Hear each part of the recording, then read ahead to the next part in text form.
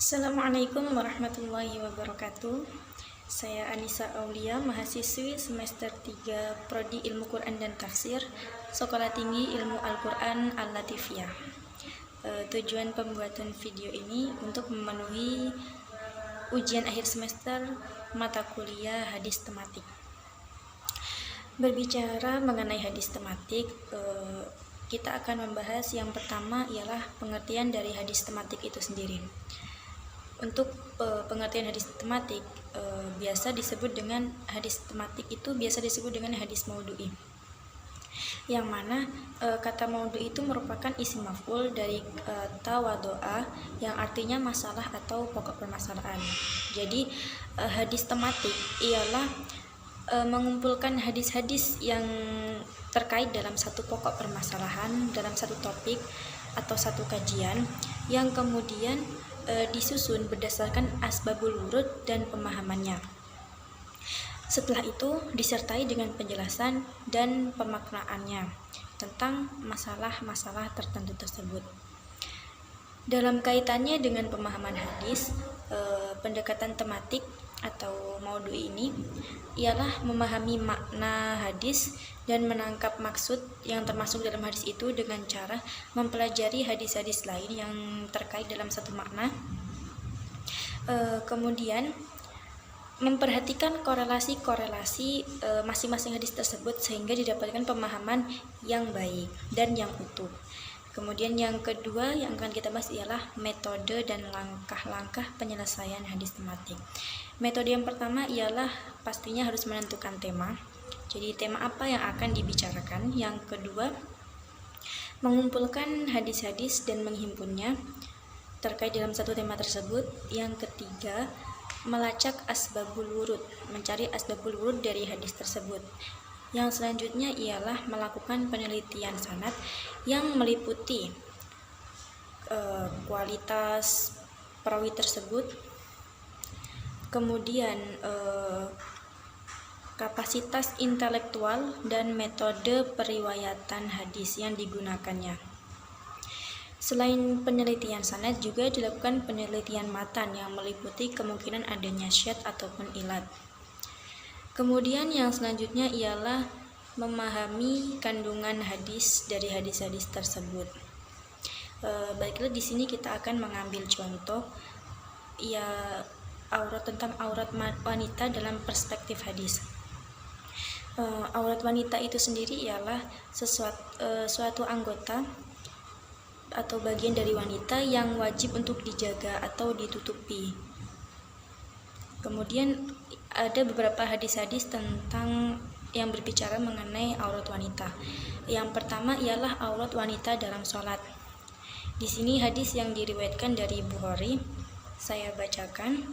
Hadatsana Abdullah ibn Yazid, hadatsana Laits, hadatsana Nafi an Abdullah ibn Umar radhiyallahu anhuma qala qama rajulun faqala ya Rasulullah madza ta'muru an nalbasa min athiyab fil ihrami faqala an-nabiy sallallahu alaihi wasallam la talbasul qamis wala sarawilati walal amatima walal baronisa illa ayyakuna ahadul laysat lahu na'lani falyalbas al-huffaini wal yaqta asfala minal ka'baini wala talbasu syai'am massahu zaghfaranun walal warsu wala tantakib al-mar'atul muharrimatu wala talbas al-kufazaini taba'ahu Musa ibn Uqbah wa Ismail ibn Ibrahim ibn Uqbah wa Juwairiyah wa ibn Ishaq fin niqabi wal kufazaini wa qala Ubaidullah wala warsum wa kana yaqulu la tanaqqab al muharrimatu wa la talbas al kufazaini wa qala Malik an-Nafi' an ibn Umar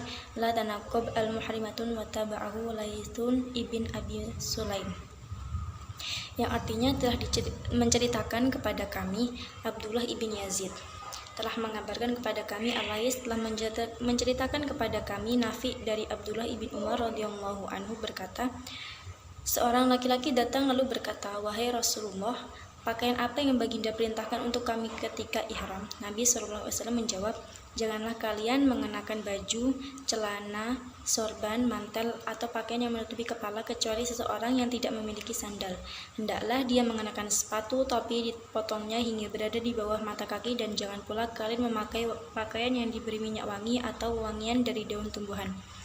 Dan wanita yang sedang ihram tidak boleh memakai cadar atau penutup wajah dan sarung tangan. Hadis ini dikuatkan oleh Musa bin Uqbah dan Ismail ibn Ibrahim ibn Uqbah dan Juwairiyah dan Ibnu Ishaq tentang cadar atau tutup muka dan sarung tangan.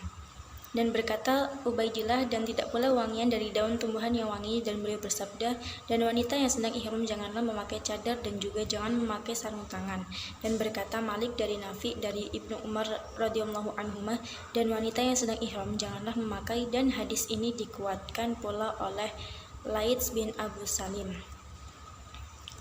Hadis tersebut selain diriwayatkan oleh Imam Bukhari, hadis tersebut juga diriwayatkan oleh Imam Abu Dawud, Imam Tirmizi, Imam An-Nasai, dan Imam Ahmad. Yang selanjutnya, hadis tersebut dibilang sanadnya mutasil karena setelah diteliti para perawinya wafat itu mereka hidup dalam sezaman. Jadi kemungkinan bahwa para perawi tersebut merupakan guru dan murid yang saling memberikan sanad hadisnya kepada murid tersebut.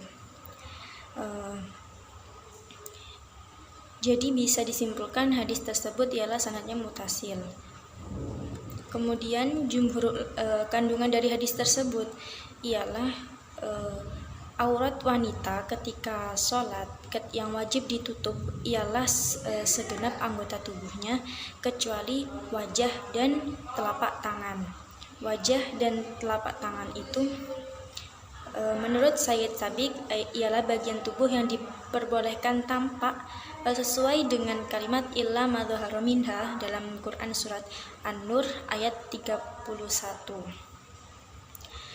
Jadi dalam keadaan sholat, aurat wanita yang wajib ditutup ialah seluruh badan kecuali wajah dan tangan.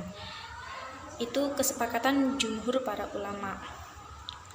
Mengenai hadis yang pertama tadi ialah aurat wanita ketika sholat. Yang kemudian yang selanjutnya hadis mengenai aurat wanita di hadapan mahramnya.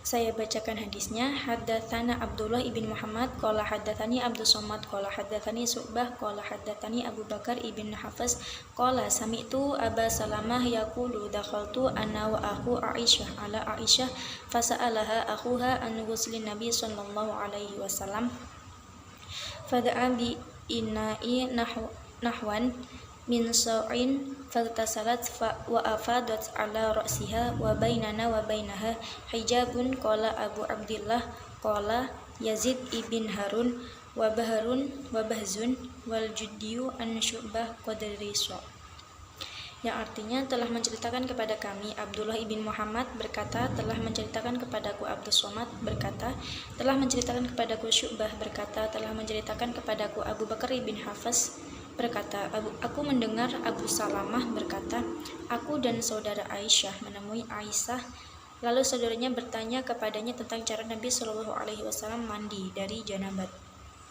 Aisyah lalu minta diambilkan satu bejanan air setara dengan ukuran satu sok. Kemudian mandi dan menuangkan air ke atas kepalanya, sementara antara kami dengannya terhalang oleh hijab. Abu Abdullah berkata, Yazid bin Harun dan Bahz dan Al-Judi menyebutkan dari Syu'bah sekedar satu sok. Hadis tersebut diriwayatkan oleh Bukhari dengan sanadnya ialah Abdullah ibn Muhammad, Abdus Somad, Syu'bah, Abu Bakar bin Hafiz, Abu Salamah, yang mana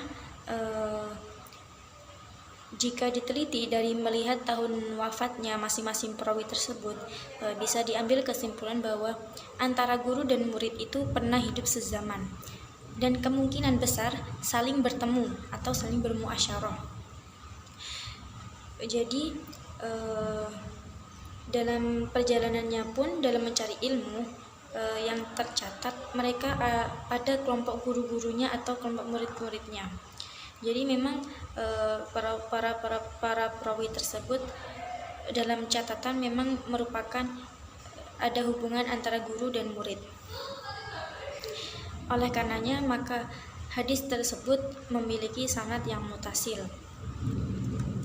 Kemudian hadis tersebut selain diriwayatkan oleh Imam Bukhari, diriwayatkan juga oleh Imam Ahmad. Adapun kandungan hadis dari hadis tersebut ialah aurat wanita yang boleh dilihat atau aurat wanita di hadapan mahramnya. Jadi mahram itu ialah yang haram dinikahi karena disebabkan adanya hubungan nasab atau pernikahan. Nah, Allah memperbolehkan kepada mereka untuk menampakkan perhiasan batin atau yang tersembunyi itu di depan mahram-mahramnya. Dalam konteks orang yang boleh melihat bagian tubuh atau disebut mahram itu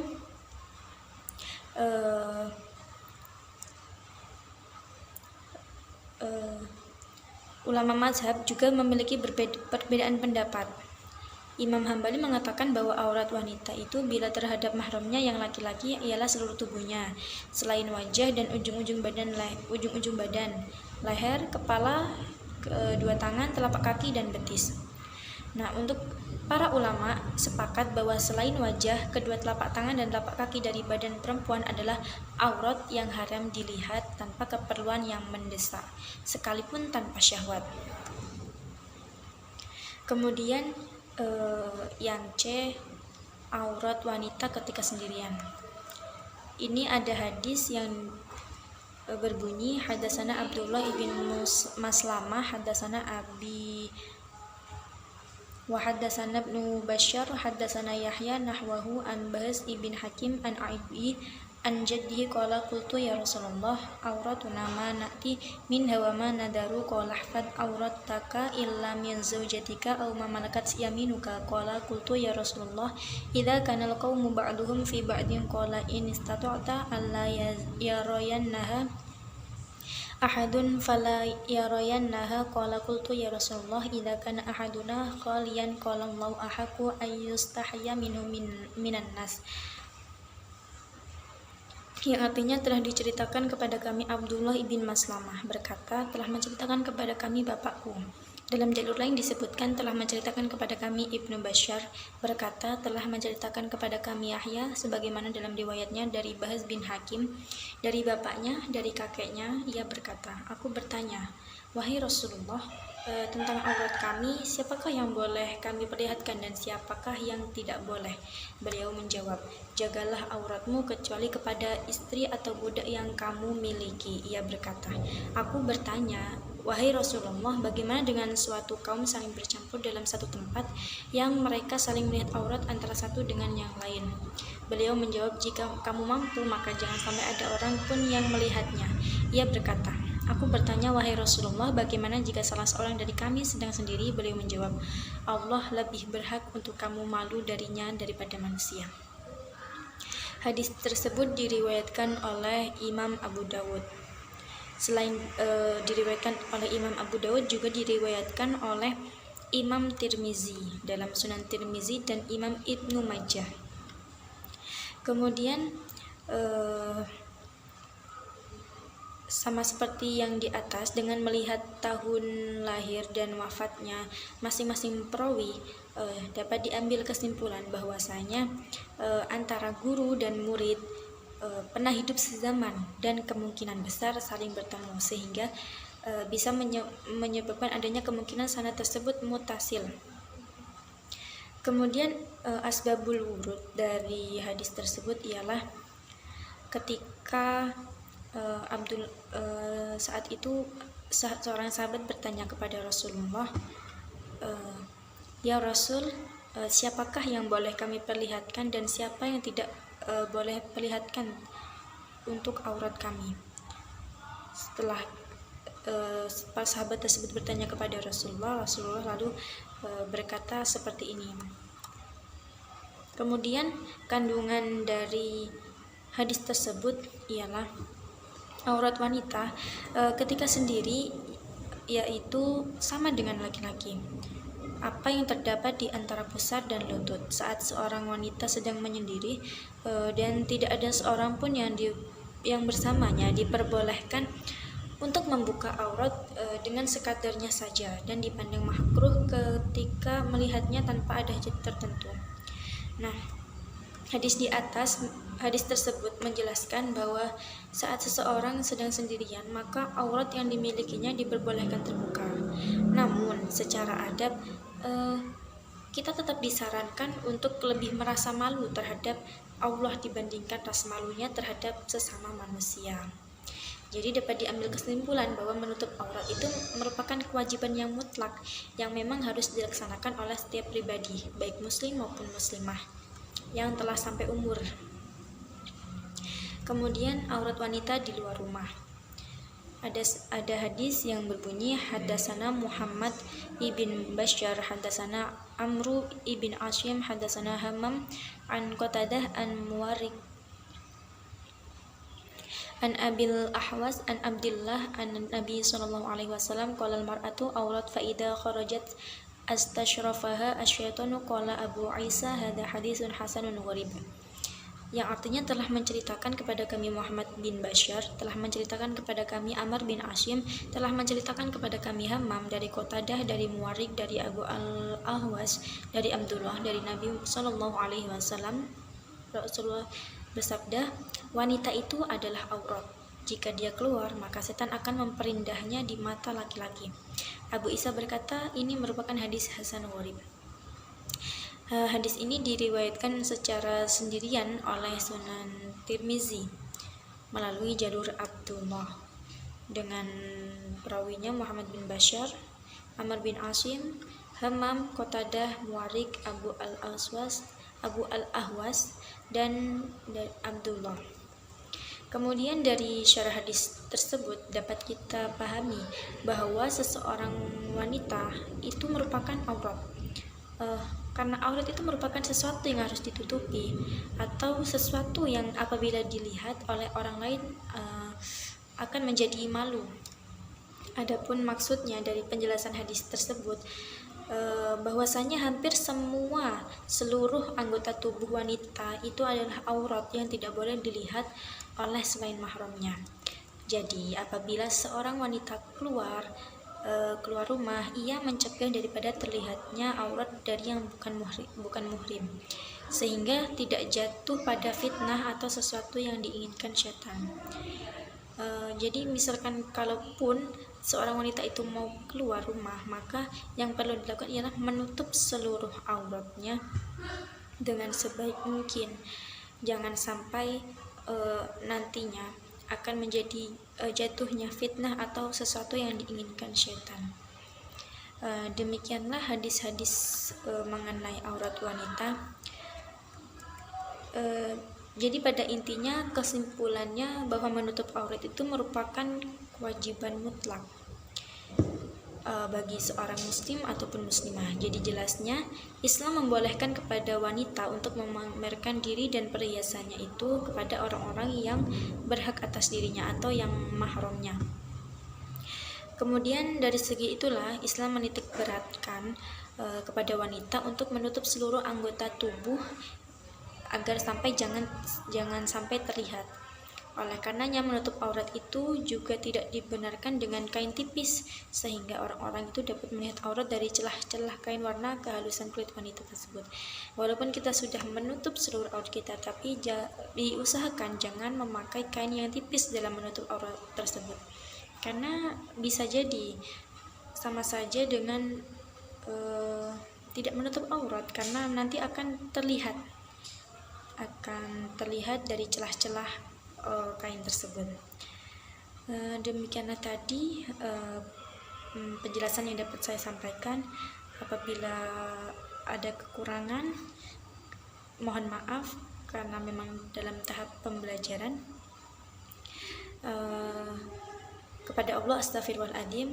Saya akhiri. Wassalamualaikum warahmatullahi wabarakatuh.